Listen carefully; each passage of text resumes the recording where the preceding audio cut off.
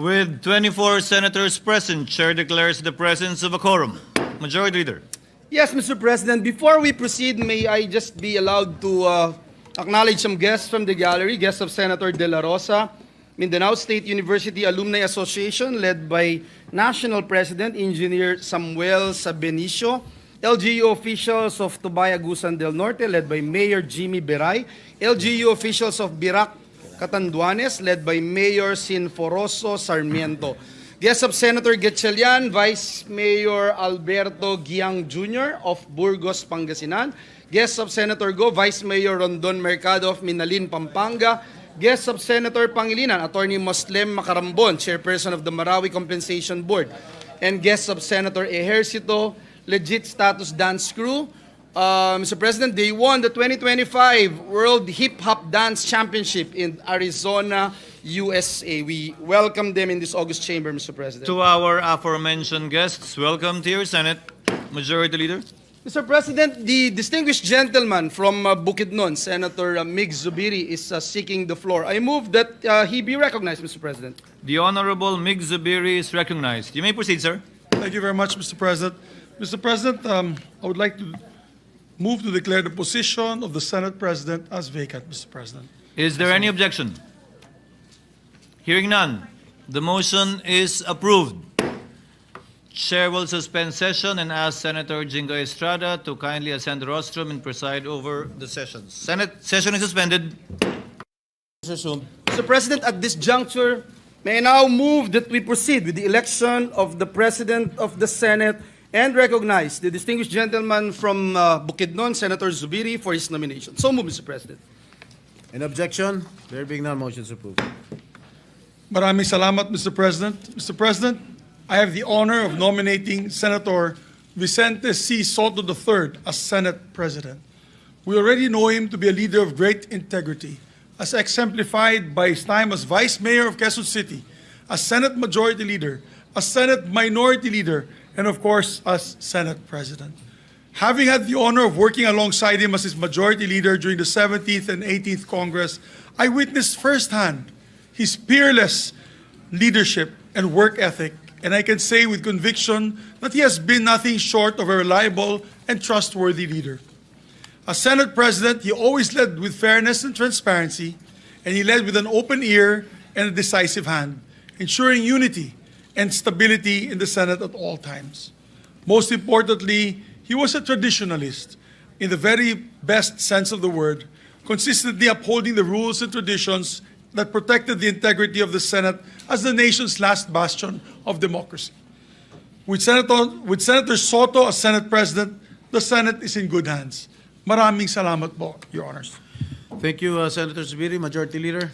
Yes, Mr. President, there are no other nominations. Mr. President, I therefore move that we close the period of nomination. So move, Mr. President. Any objection? There being none, the motion is hereby approved. Mr. President, Senator Ligarda is also seeking the floor. I move that she be recognized, Mr. President. Senator Legarda is hereby recognized.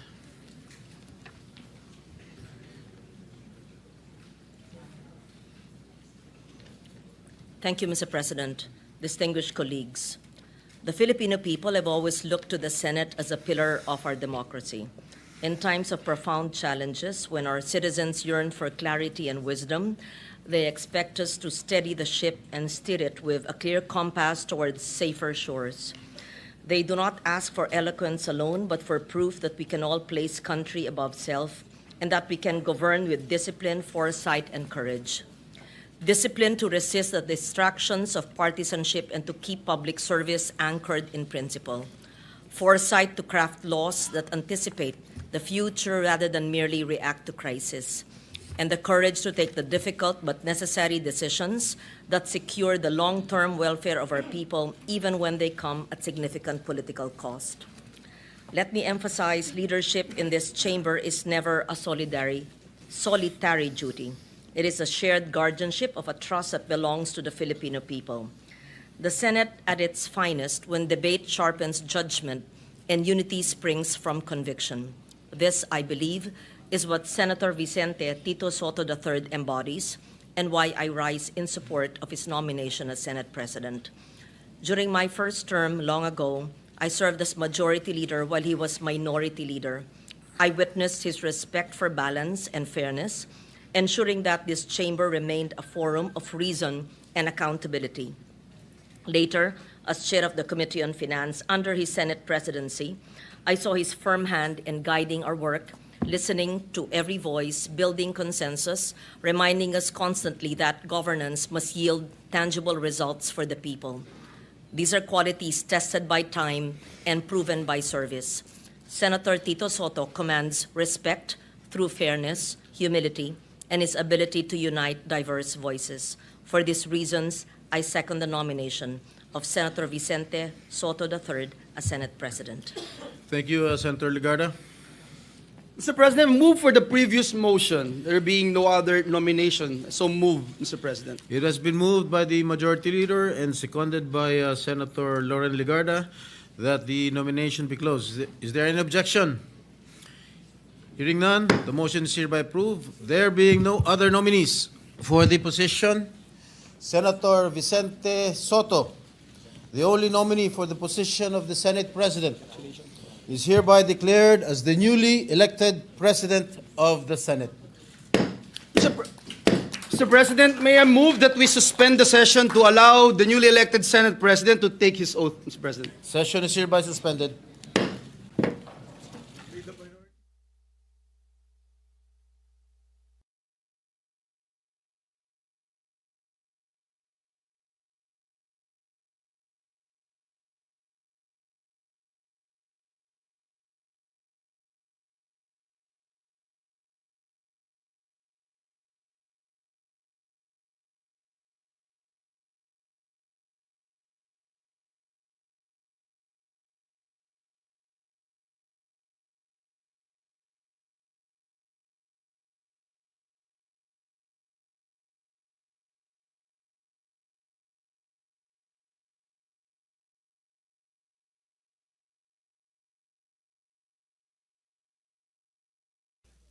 May we proceed with the oath taking of the newly elected Senate President, Mr. President. Please raise your right hand and repeat after me.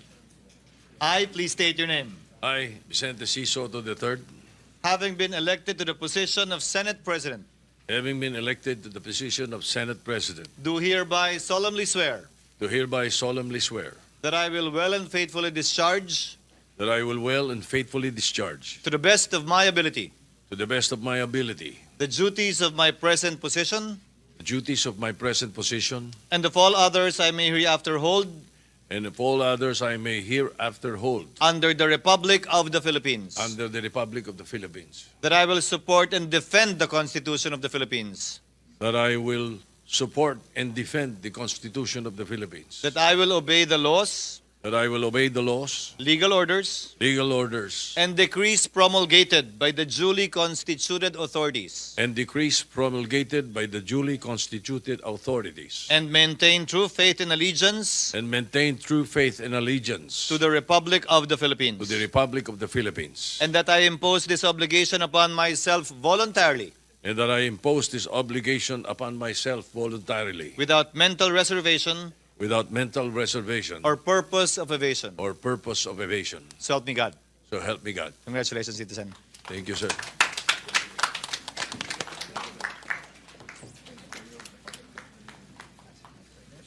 May I ask for a minute suspension, Mr. President.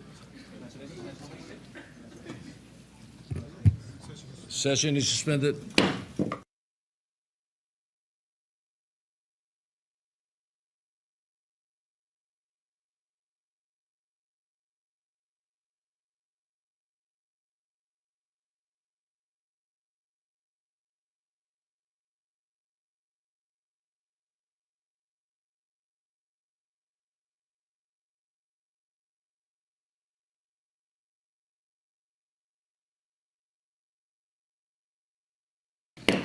Mr. President, at this juncture, may I move that we recognize the distinguished former Senate President, Senator Chiz Escudero, to make a manifestation, Mr. President. The former Senate President, Senator Chiz Escudero, is hereby recognized for a manifestation. Thank you, Majority Leader. Thank you, Mr. Senate President.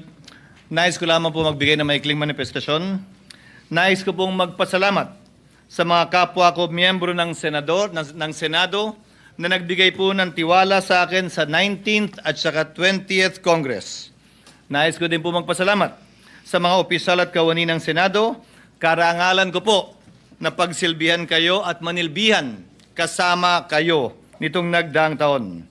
I serve at the pleasure, Mr. President, of the majority and understand and respect the decision of the majority of my colleagues.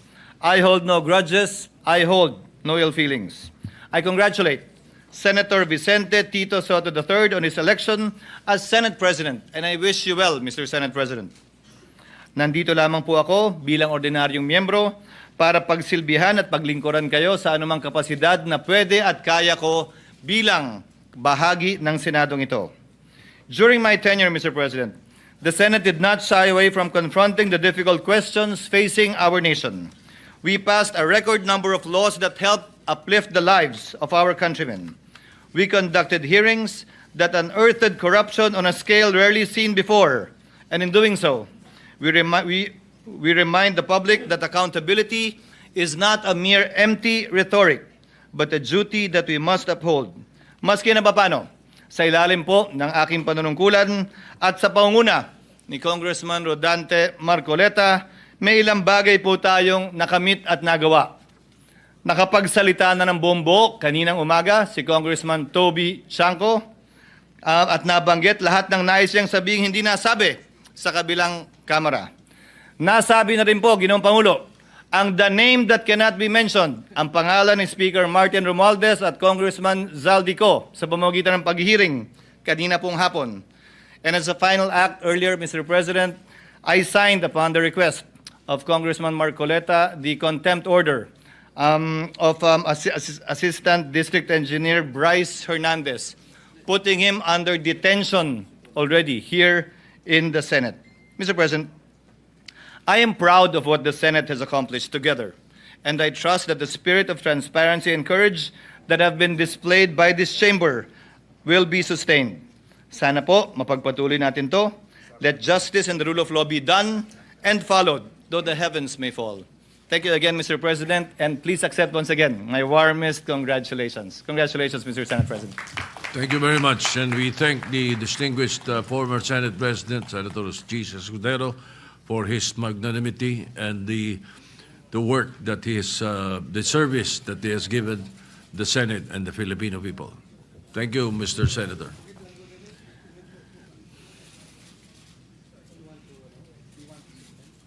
You have 1 minute suspension. Yes, Mr. President.